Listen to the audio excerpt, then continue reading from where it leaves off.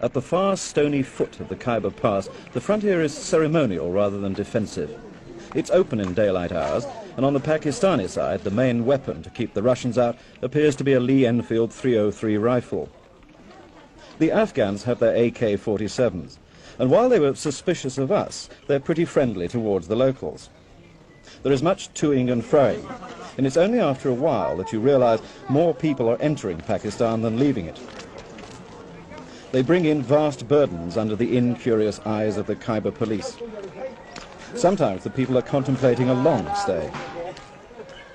The refugee traffic is discreet but constant. Nearly 500,000 Afghans have crossed into Pakistan, and the flow does not appear to be slowing down. Their presence may be a political embarrassment down in Islamabad, but here the Pathan tribes straddle the border, and there is nothing but sympathy for the Afghans.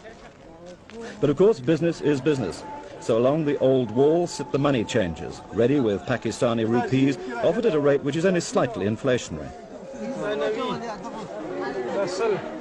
Then the journey to the refugee camps begins, up over the pass in one of the most hostile terrains in the world.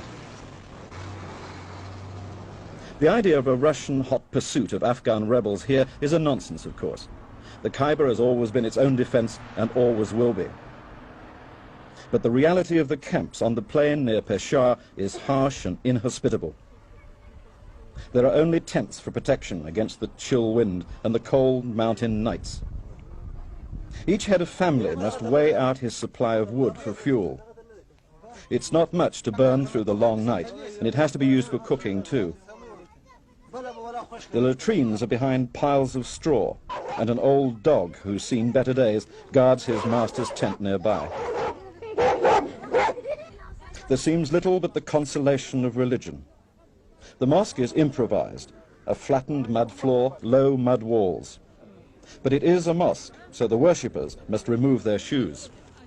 So the faithful pray, oblivious of the elders of the tribe, who use the mosque as a place to argue over living conditions.